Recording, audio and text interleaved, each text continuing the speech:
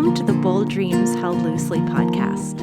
I'm Michelle Theriault, and today I am joined by my co-host, Taryn Watts, and our guest, Jess Alen. Jess is an MRA-trained and ICF-accredited coach, passionate about integrating coaching into many facets of her life and work. As an organizational coach, there is nothing she loves more than seeing an organization, whether it's a one-person show or a whole team, come together around an ambitious vision to drive action. To her work with organizations, business leaders, and entrepreneurs, Jess brings a unique background in business and strategic thinking, organizational development and facilitation, and of course, world-class coaching. Side note, we actually hired Jess to work with our organization this summer, and it was amazing. Hope you enjoy this episode. All right. Hello. Hello. Jess, I'm so happy to have you here.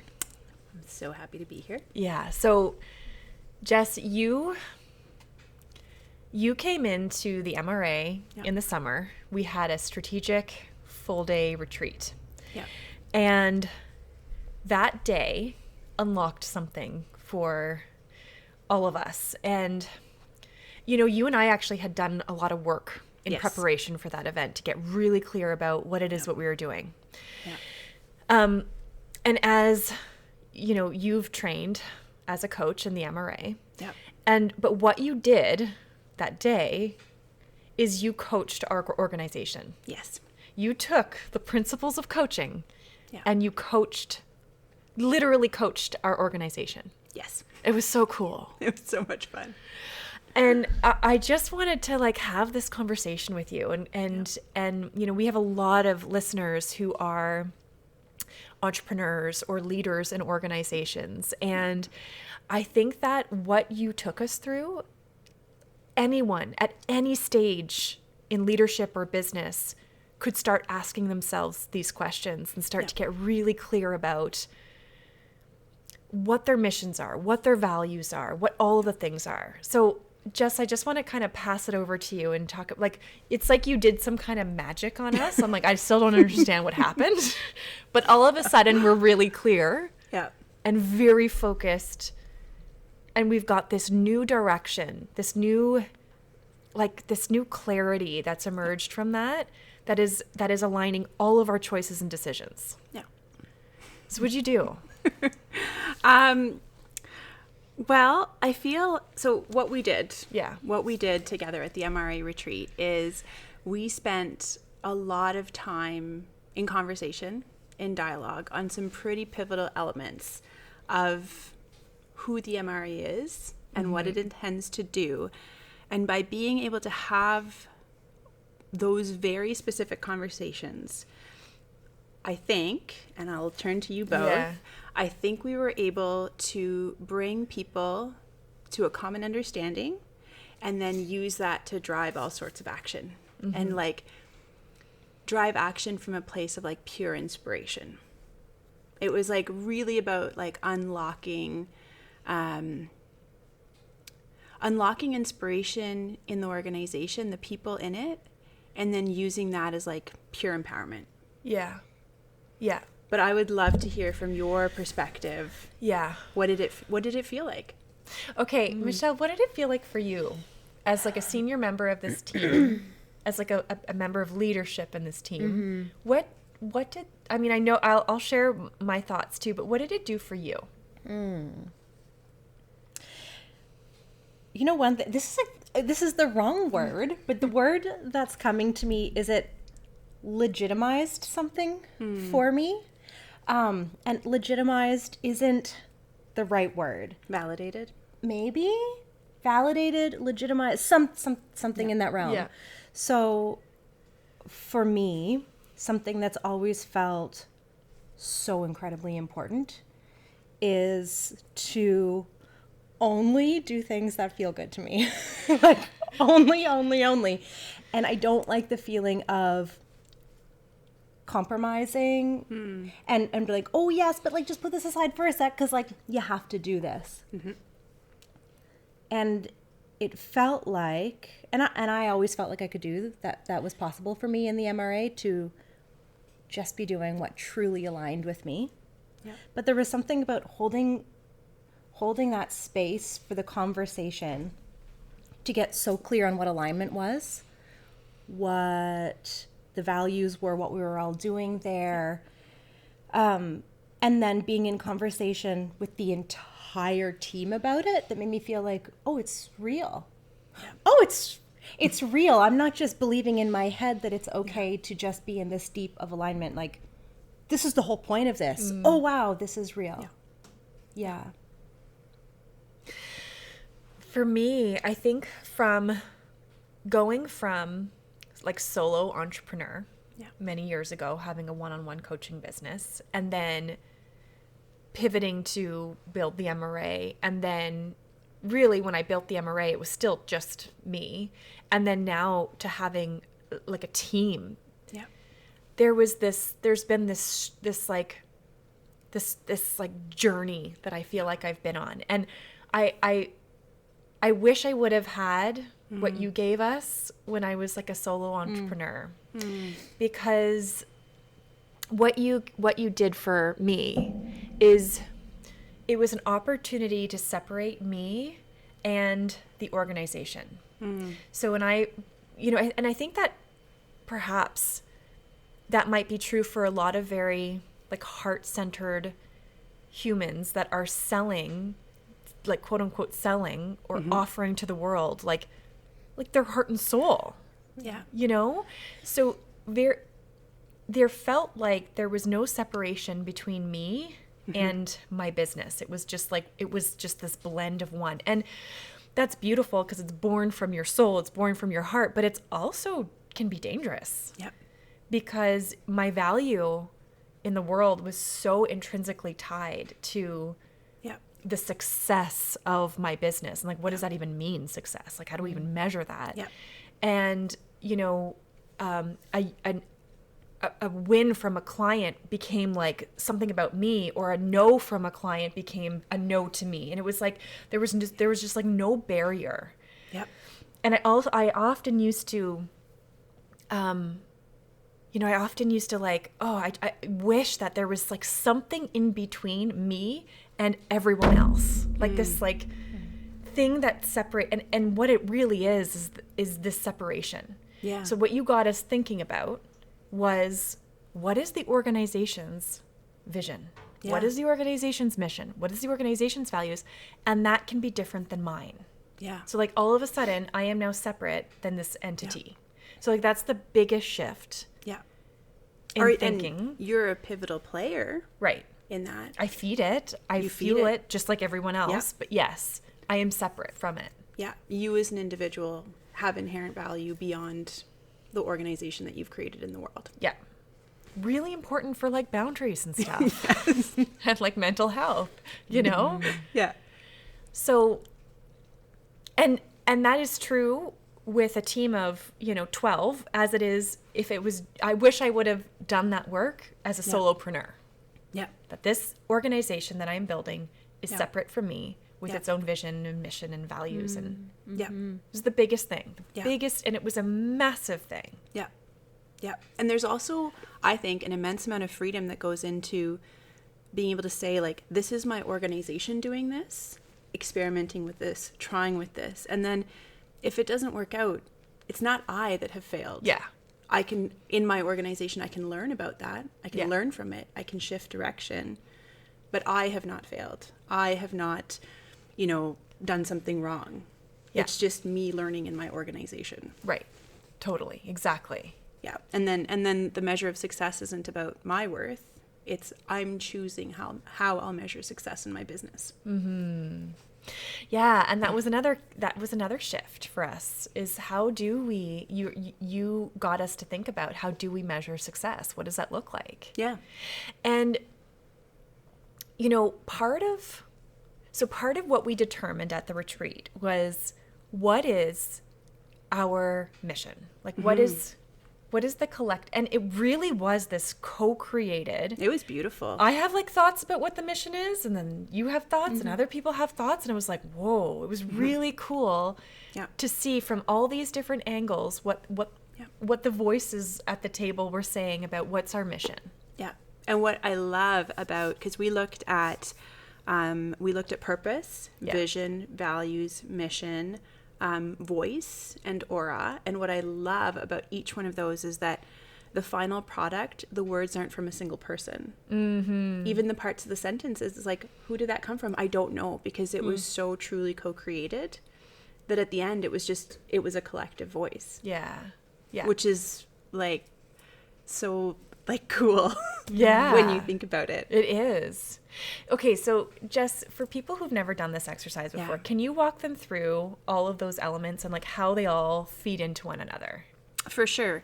Yeah. So what we did and what I do with organizations is we go through, it's essentially like a clarifying exercise. It's setting your intentions in your organization. And a key part of this is like you are speaking, if you're a solopreneur, if you are in a business, you're speaking on behalf of the organization when you do this. So the first one is the purpose. And that is like your deepest why. It's the deepest why in your organization. Like, why do you exist? Why does the organization exist? Why are you choosing to create this organization?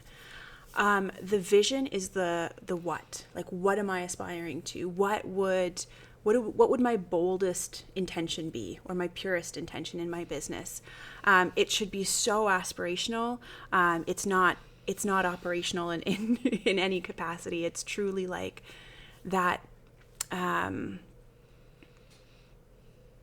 It's like what people rally around. Mm-hmm. Purpose is what they feel, and the vision is like what they rally around. It's what they're moving towards. Mission is your how. It's how do you make your vision possible? How do you realize the purpose that you've named or defined in your business? Voice is how you choose to communicate, how you speak with the world. It can be how people feel when they hear it, or how you feel when you communicate it, or it's really just how you find that voice that is purely belongs to you or your organization. And then aura is if you're in a business of providing services to people, it's how they feel when they're with you, or when they're in your organization, or receiving the service that you're offering. I think for coaches that will make complete sense. Yeah. Because it's all about the energy. Yeah. And that's what people feel attracted to, and it's like safety basically that they get. It can be more than that, but that's like aura, I think, is it's how they feel. And so all of those things, like getting really clear on that, on each of those elements, what becomes possible is like you sort of unlock the flow of inspiration, because it's what you come back to as someone that's operating in a passion-driven business. These are the things that unlock your inspiration. It's what you're intending for in the world. And then from there, you start to look at, okay, well, how do I fuel this inspiration into action? So if I think about what my vision is, and if I think about why I've created this business, and if I think about how I do that, whether you're a coach or a leader in a specific type of corporation or organization, the next step is to start to say, these are the things that I need to do to step closer towards that vision, with the how that we've defined in the mission. Mm-hmm. So like, it's easier maybe with an example, but if you're a coach, I'm coaching, that you have a mission around coaching. That is your how. It's how you offer your services to the world. You probably have a vision that's very bold around, what type of coaching you want to offer, or what shift you want to offer the world, or what transformation you want to offer. That next piece, once you're really clear on the core of your business, is figuring out how do you make that possible. And you do that by looking at the next year. Let's look at the next 12 months. What does it look like to make these things a reality, or to step closer towards them? And that's what we did at the MRA retreat, is we spent so much time in this like high quality dialogue, getting collective clarity on all of those things. And then we said, okay, now that we all have the same language around it, what will we do over the next 12 months? Mm-hmm. Yeah. Mm. And that exercise became easy. Yeah.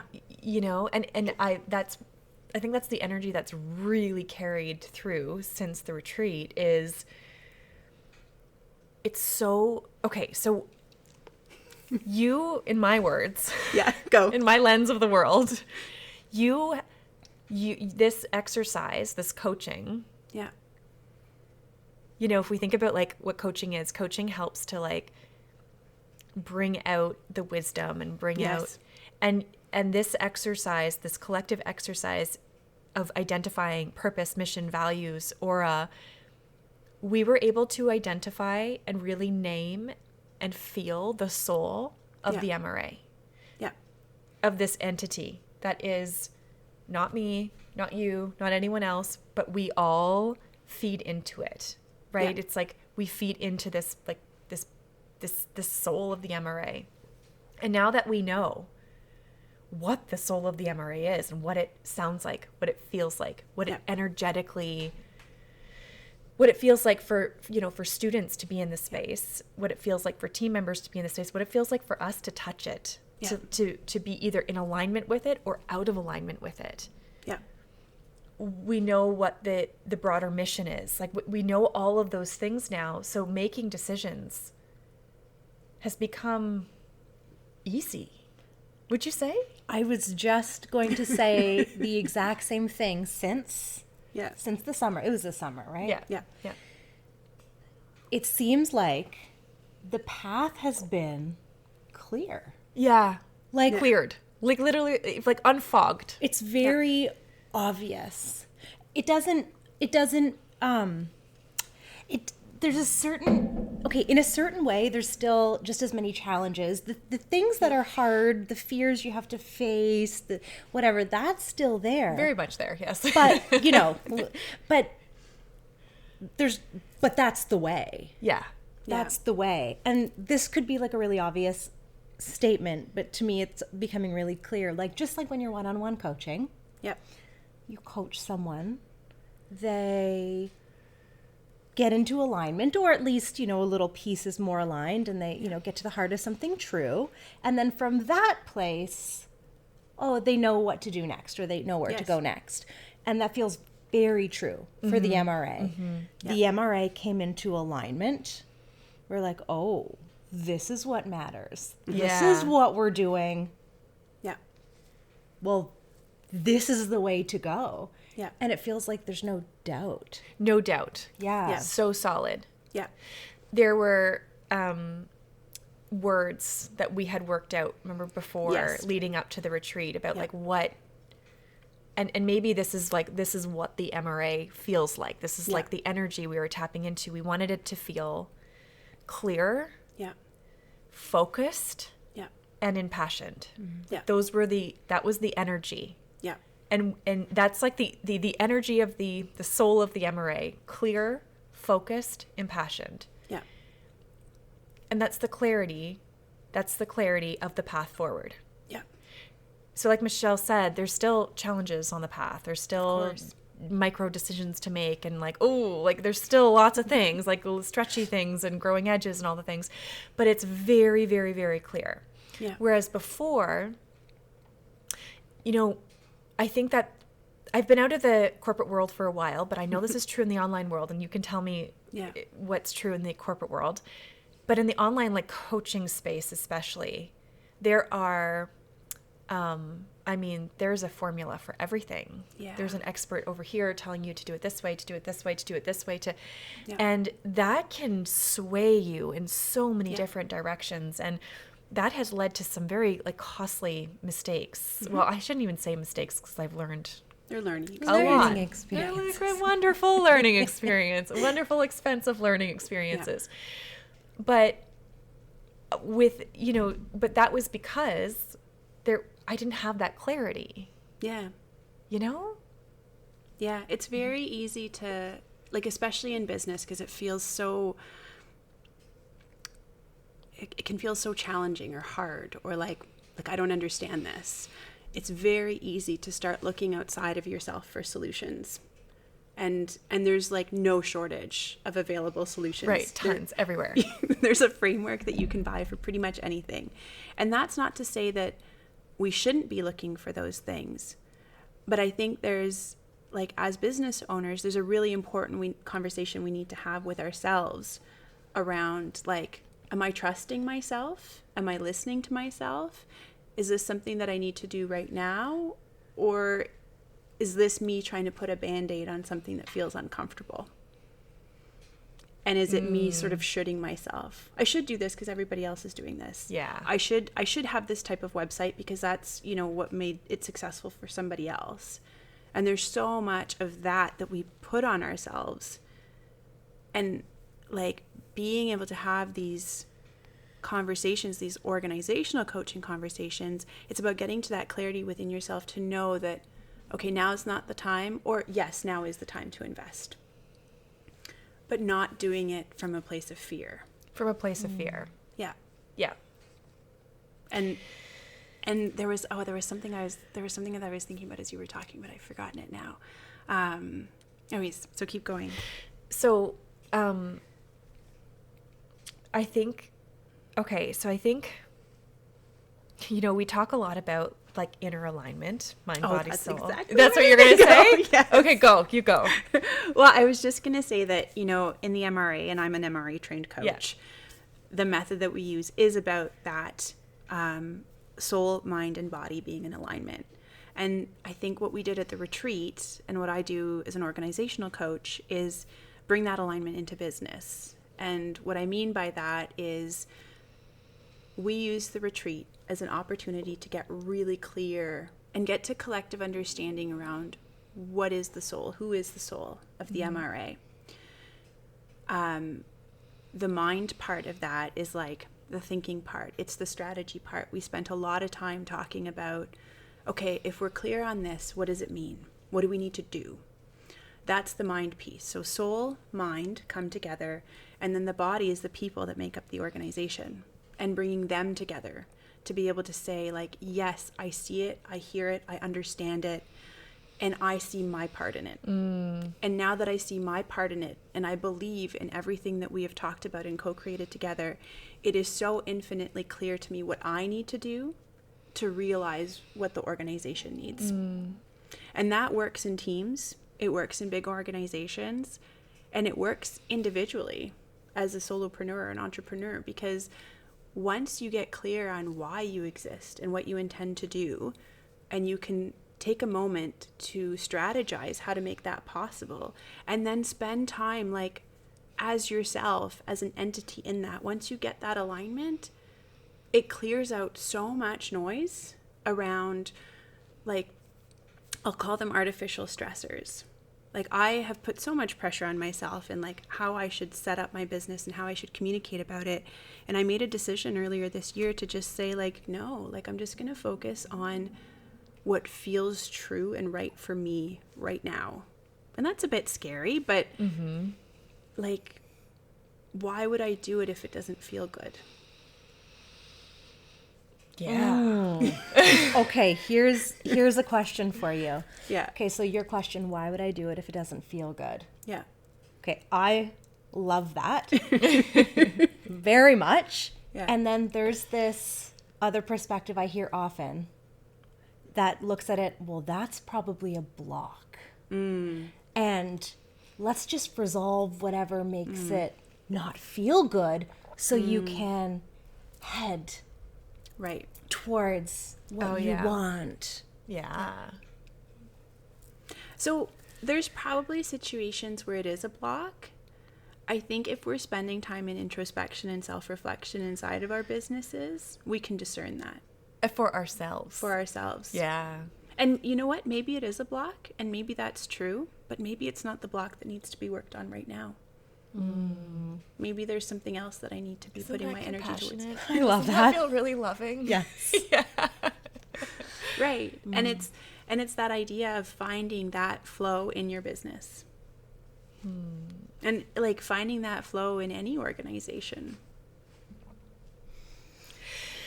I've always found that business out of any other outlet in my life, even like beyond motherhood, business has been the greatest catalyst for transformation for me, for change, for like a shit ton of work internally. Business has been, and you have this beautiful definition that I made you say over and over and over again. You have this beautiful definition of business. Can you share it? Yeah. So business is a physical manifestation of our purest or boldest intention in the world. Yeah. Wow. And it's moving it away from that idea of it should be a certain way. Like, we own the word. Business is ours to define. Yeah. It's not a structure outside of that exists that should be a certain way. Like, I want to reclaim what it means. What it means. What success means. Totally. Like, we live in a world where organizations were created, businesses were created to make money. And that's important. Like, 100% that's important. But organizations can do so much more. They can have such greater impact while being profitable. And then what becomes possible once we start having conversations around what is it that we intend beyond, like, the bottom line.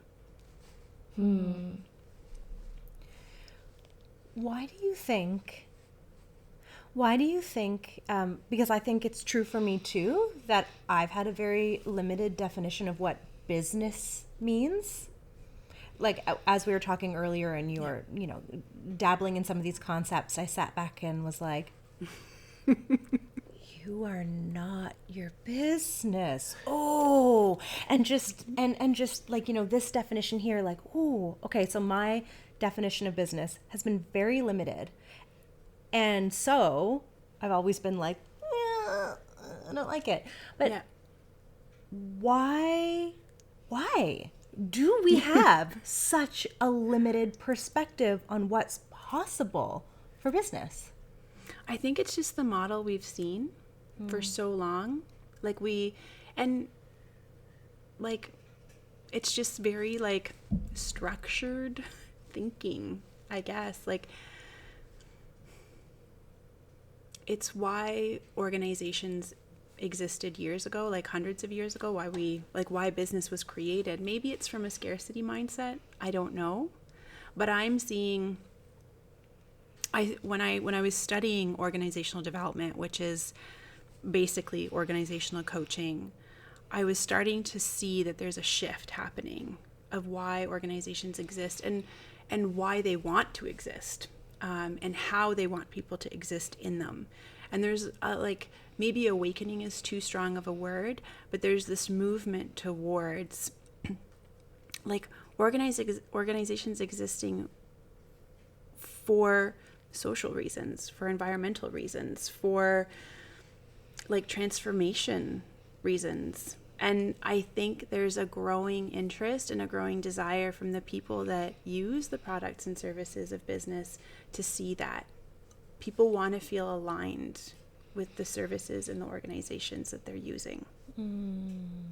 And so I think alongside that shift, there has to be a shift in how we talk about business and how we view organizations. They're not hard structures. They're not organizational charts. They're not like budget statements, financial statements. Those are part of it.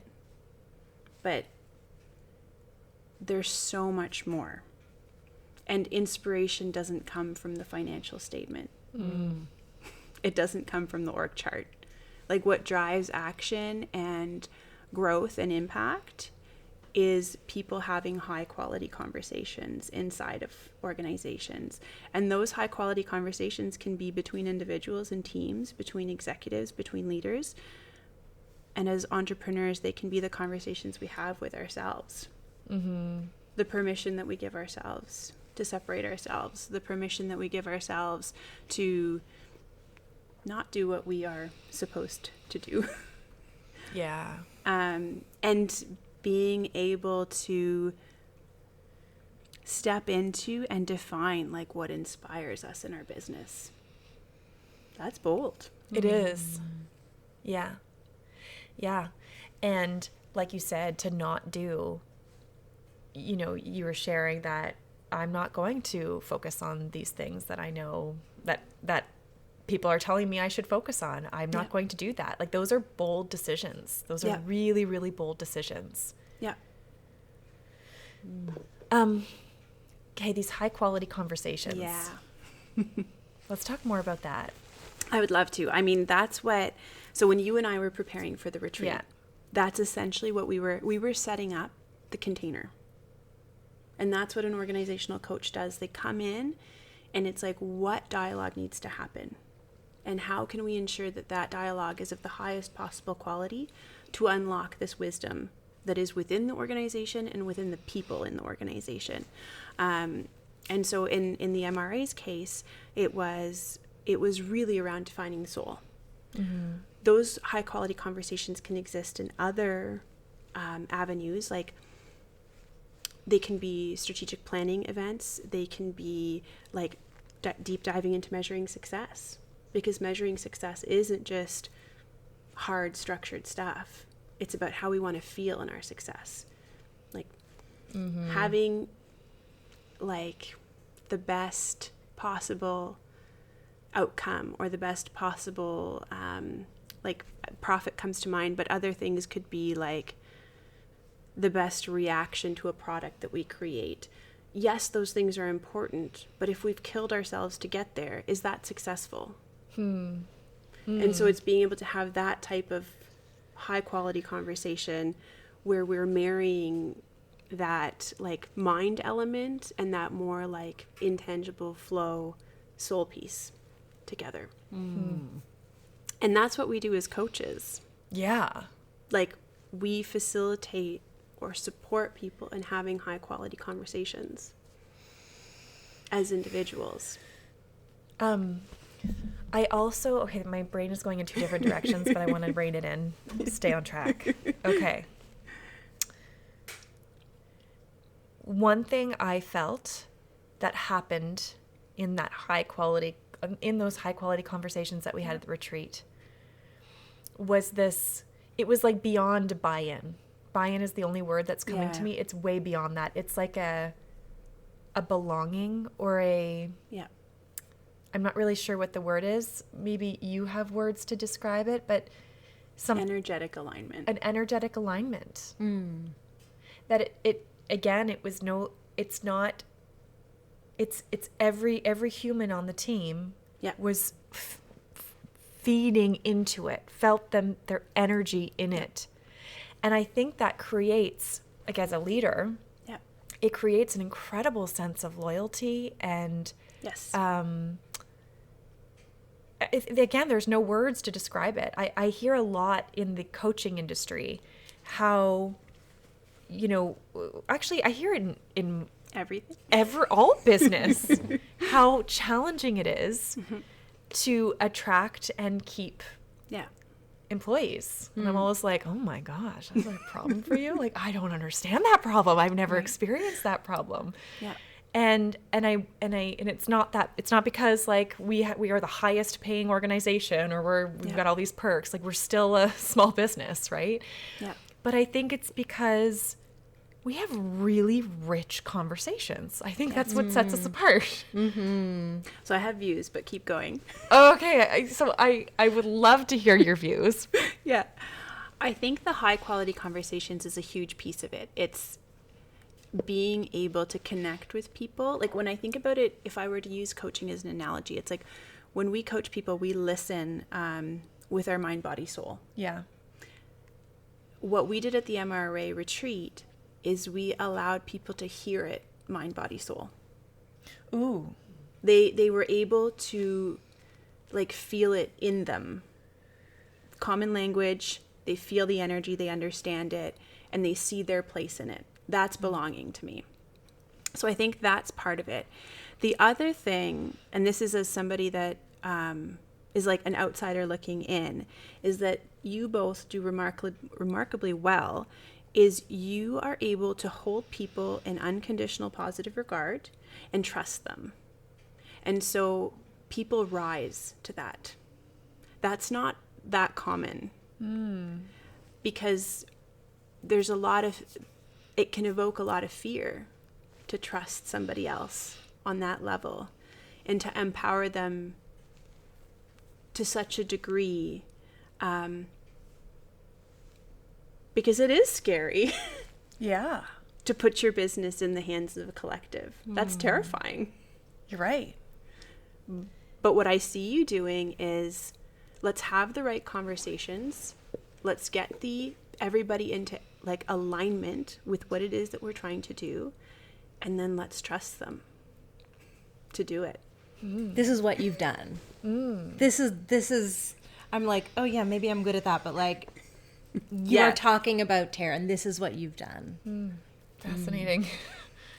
Yeah. You know you've done that, right? Yeah, you know what?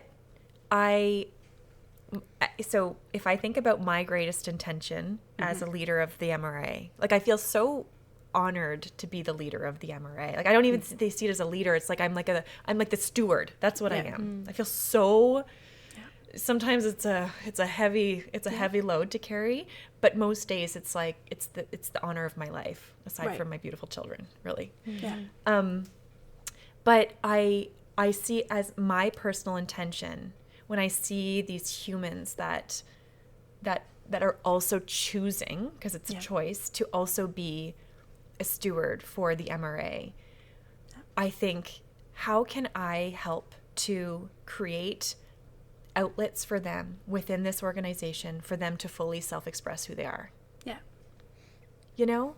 And trust and recognizing what each individual's strength is, what recognizing, like being with them in their growth, giving them opportunities to stretch in, giving them opportunities to also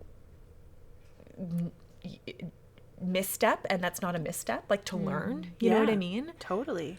And as long as, it's almost like as long as the people within the MRA, the people who work for the MRA are doing their own internal work and sifting through their own stuff, I'm in full trust. You go do whatever you need to do. That it's like full trust. That's very unusual.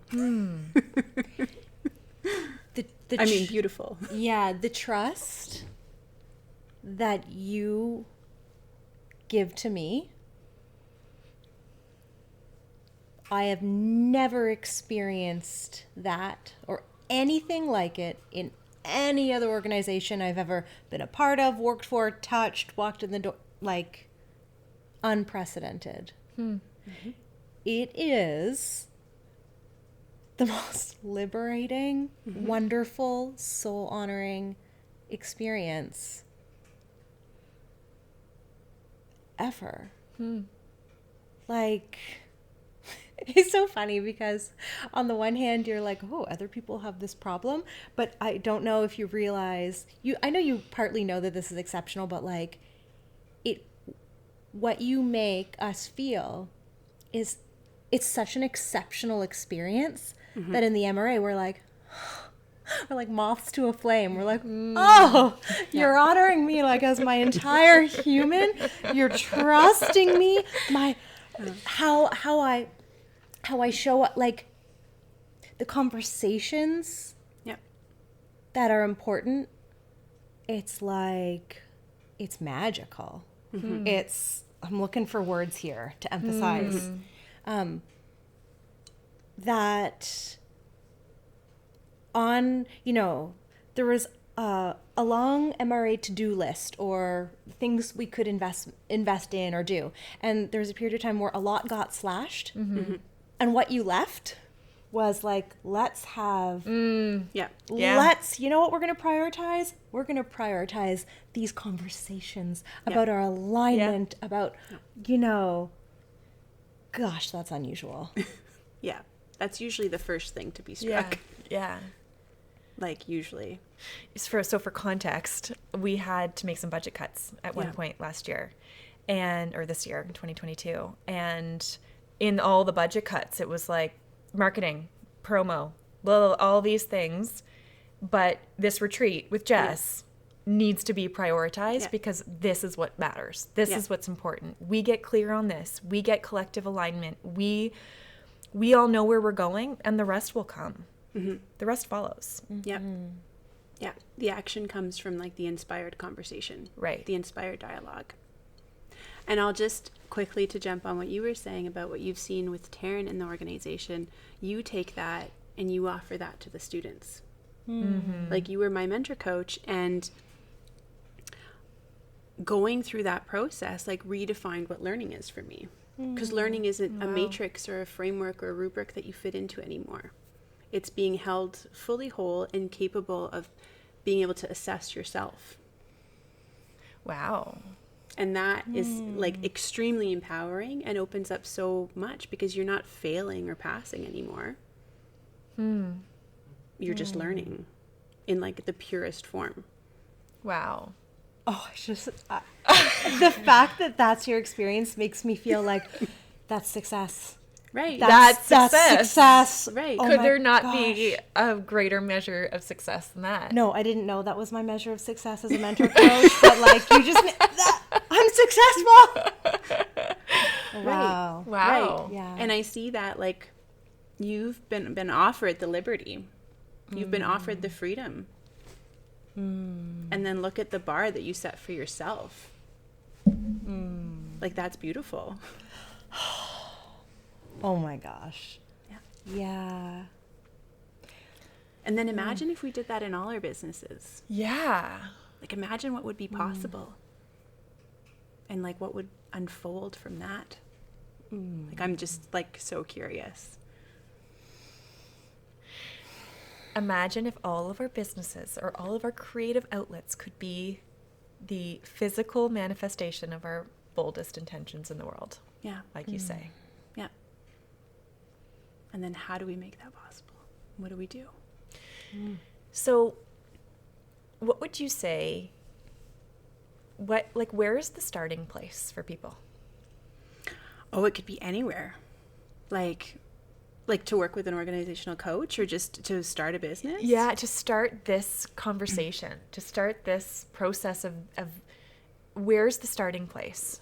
So whether I'm working with an established business or a brand new business or a business that doesn't exist yet, that's just like an idea, I always start with that idea of purpose, vision, values, mission, and sometimes voice and aura. Because I think those are like, they're the guideposts. It's the cornerstones.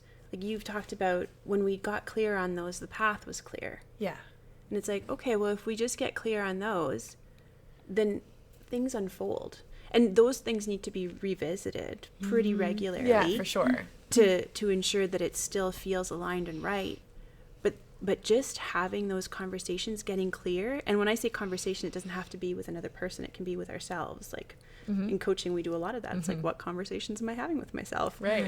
And so it's equally true in business. But those are the things that set the frame. And frame feels very structured, but it's like, that's where action will be birthed, is understanding those things and feeling that they're true. And if they don't feel true, then maybe that's not what we're meant to do. Maybe that's not the business that we're creating. They do need to feed and fuel some level of inspiration. But that's where I always start. Can I ask you a question about even before that? Yeah. Okay. So for someone, I feel like I'm really far on the end of some sort of spectrum when it comes to some things. I don't know. Before I ask the question, can you say the definition one more time of what business is? So business is a physical manifestation of our boldest or purest intention in the world. Okay. So with that definition, I have all these questions like, but I have like, okay, so I have more than one, I have some. Yep. How do you decide which ones should actually become businesses? Could they all? Should they? There is like, and I'll give you a little example. Yeah. So there's something about you saying that lights me up with possibility, and I don't know what exactly it means. Yep. And I also have these question marks like, one of my like deepest soul yearnings that feels like a mission is to cultivate the land on this property. Like down through the woods, there's lots of acres. Yeah. And I'm so excited to do it. Yeah. And so there's this, so I just assumed that's not a business. That's just me and what I'm doing. But it seems like there's a question here of, well, how do you know what should become a business, or how do I know what I should look at as an organization? Like, when would that be empowering? That's a great question. So, like, I would sit with that and figure out, like, okay, this is what I'm feeling drawn to do. Cultivate the land. That feels true to you. I can hear it in your voice. What is, like, the business part of it becomes, what is the service or product that you're offering, that you're sharing with the world? Is it people visiting it? Is it the products that come from it? Is it an experience that you offer? Is it part of a bigger vision? Is the cultivating the land part of creating an oasis and a retreat? Like, there's so many directions that can go in. And so those would be the first questions that I would offer is, okay, this is a physical manifestation of your boldest intention in the world. Let's get clear on what's that intention. What are you inviting other people in for? And then from that, we start to dive into, okay, what is your source of inspiration within it? Does that make sense? Totally. And now I'm super curious. So what this is going to become. Do you think, so if the answer to that is actually there's no product, there's no people coming, it's like an act of service to the people it's serving are the birds and the bees and the flowers and the trees and like the spirit of Mother Earth. It's like, and you know, more my family and but all of a sudden I'm having this like inspired question of, could it still be powerful to look at it through the lens of an organization? You could. It feels like this project. Yeah. Yes. Yeah. With a vision and a mission and values, like land values. And I feel like, so, and another example, Michelle, is I know something on your heart one day is you want to birth a book, baby. You want to write a book. Like that. Oh yeah, for sure. Right? Like we're going to be talking. Yeah. Yeah. You know, it's these things, it's these almost like these creations, aren't they? Yeah, they are. And they don't always have to make sense. Yeah. Like, we don't always need them to make sense at first. We just need inspiration and then some action to come from that. And then a continual, like, reflection, coming back to it and going, like, what is here? And I feel like there's something that you're being drawn to that doesn't make full sense yet. Yeah. And that's okay. I love that. And already some clarity is coming with the value of, you know, where it blew my mind so much earlier when I was saying, you're talking about how there's a separation between you and your business. Your value isn't so tied up in your business. Already I'm seeing for any project, any organization, any, inspired creation you want to birth, I'm seeing that same benefit you're describing to creating a little separation from all of those things. Yeah. Because we're like humans first. Like, we are individuals and humans and then creators. Then leaders. Then business owners. But human first. And so that needs care too. Big time. Lots of it. And makes everything else possible. Right. That's the fuel. Yeah.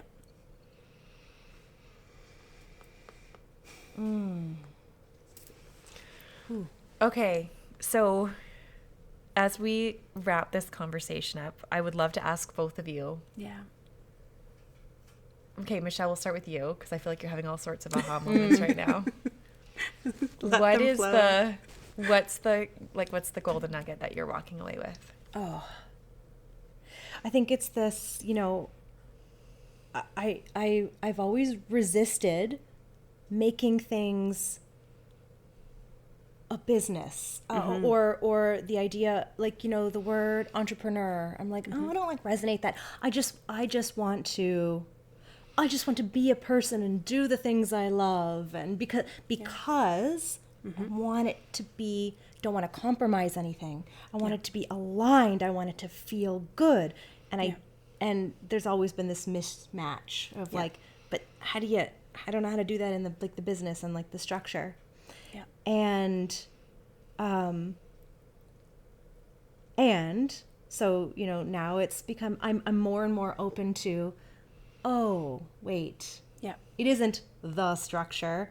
You can create any structure. Yeah. And also, maybe it could be just as important, maybe actually vitally important, to even give myself that same insulation with projects that I wouldn't have otherwise considered to be businesses. They're not projects, things I want to do that aren't necessarily geared towards income, making money, or even like a what do you call it? Like a nonprofit endeavor. Just even things that I want to do as a human, creating that distinction between, I want to write this book, I want to cultivate this land, considering that those are like little mini organizations in and of themselves with their own values and their own souls. Yeah. And that how fast it takes me to complete them, or how successful they are. It's their own thing, and it's not me. That feels really empowering and makes them feel less scary. And less like I want to procrastinate them because of what you were saying, like my worth isn't tied up in them. And it feels like that's a very expanding feeling. Yes. I'm like, oh, organizational coach. I like that. I like that. Yeah. And just like not feeling encumbered by structure. And getting to choose it. Define it. Reclaim the word. Yeah. Jess, what's your biggest takeaway from this conversation? So much. I mean, it's been, so a few things come to mind, but it's been such an honor to get to debrief the MRA retreat like this. This has been fun. Like, it's really just neat and special, and I love that. And then the other piece is, like, I think a lot about obviously how organizations work and how to, like, what are they as living human systems. I also think about, like, the people that make up organizations. And what I so admire about the MRA and what's been really neat to see here and talk about here is, like, what becomes possible when we're really centered around the humans. Like the people in it, when we focus on the conversations that they have, unlocking that wisdom, and then unlocking like collective wisdom, and what becomes possible when we are really intentional about how we approach, how we view business and organization, and like how action doesn't have to feel forced. Like, what I love about what you've described is, like, the path feels clear. I'm not forcing myself to take steps. It's just natural that I'm moving forward because I've laid all this groundwork, that it just feels right. It's not always easy or without challenge, but it's just like, well, no, that's what I'm doing. I'm walking this path and I'm feeling really good about that. Yeah. Yeah. What about you? What are your golden nuggets? Okay. It has been very special to debrief this. And I said something to you the other day as the date of this recording. We're close to Christmas, and this is 2022 is winding down. And I've been feeling this yearning to like stop and reflect. Yeah. And I love the process of reflection, of where were we at this time last year and where are we now, to just like take a moment when you're doing all the things, like just to take a moment to lift your head up and say, whoa, like every single conversation, hours and hours and hours and hours of these deep conversations, right? That don't seem like much at the time. And, you know, the fact that we were able to prioritize, it wasn't even a question of prioritizing it. It was like, these are the really important things to be talking about. But piece by piece by piece by piece, that moves us forward. And it's not these like big, massive, like lightning bolts from the sky, or these big, massive pivots or changes or this or that. It was like slow and steady, and one foot in front of the other, and one conversation and the next conversation, and this clarity, and this piece is falling together. And then just to like lift your head up and look at the whole year, it's like, whoa, a lot has happened. A lot has changed. And I think that's touching on something so important for people that are operating business or operating in organizations. We put a lot of weight or pressure on, I have to understand it all right now, or I have to have the big idea, or I have to have the lightning bolt. And that's like so much intensity and so unrealistic. It's like, what does it look like to just incrementally move through these conversations and be open to saying like, yeah, I'm going to keep that, or no, that doesn't feel aligned anymore. Right. But being able to do that in a practiced way that moves you through immense transformation over a period of time. And as an entrepreneur, it means I don't have to have all the answers right now. Totally. I just have to know how to discern what feels like an answer right now. Yeah. On the pieces that are feeling aligned. And I will let the rest unfold. Yeah. We use that all the time, by the way. Yeah. You know, like the way we discern what's in alignment or not, when it's almost now instinct. It's like, okay, you know, so those values, those feelings, the energy, we go back to that multiple times a week to help us discern what is the truth in this one decision? What is our one next best step? Yeah. Yeah. And I think actually now that you say that, and we step back and you know how many months have gone by, I think it's actually taken us really far. Yeah, I think so too. Like, ooh. This is what I'm yearning to do now, is like actually kind of go back. And I do that by going back through my journals of like, whoa, that's what was in my head. That's what I was struggling with. Like I even think back to our original conversations about some of the pain points and the challenges we were having. And like a lot has happened. Yeah. A lot has happened. Yeah. So thanks, Jess. Can I ask you one more question? Yes. Okay. When you say, I'm reclaiming that word, like business or organization or, you know, there's a sparkle in your eye. Why does it mean so much to you to reclaim that word?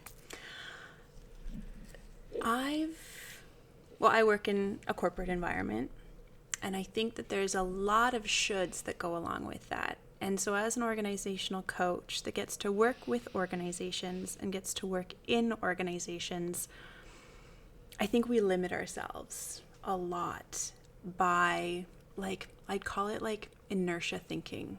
We've always done it this way. The structure dictates that we must do it like this.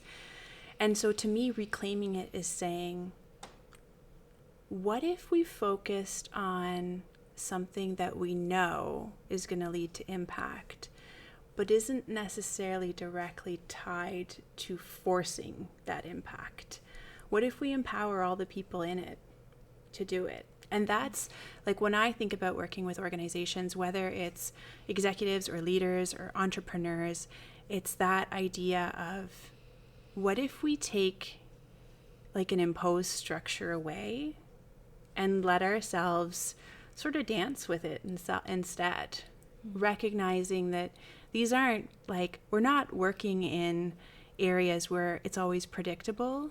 Like everything that we do in business, whether it's small or large, it's unpredictable. Yeah. We can't guess what's going to happen. So the best that we can do is get to a place where we trust ourselves, we're willing to learn, and we're willing to like dance and be adaptive and try to enjoy that process. And so for me, reclaiming the word organization or business is freeing ourselves up to do that. And does that mean that we're letting go of things like profit and all of sort of those hard structures of business. No, it just means that we're putting them in their right place. Which means that, yeah, they become part of how we might measure success or how we might measure how an organization's doing, how we're doing. But are we going to give them all the weight? No, why would we do that? Yeah. To me, that doesn't feel aligned. It's amazing. Yeah. Thank you so much for having this conversation with us, Jess. Oh, it was my pleasure. Thanks, Jess. It was like my happy place. Yeah. Thank you for listening. You can visit us on Instagram or Facebook at the_mind_rebel_academy for more information, or you can visit our website at www.themindrebel.com to learn more about who we are and our programs. If you liked this episode, we would be so grateful if you shared it with your fellow bold dreamers.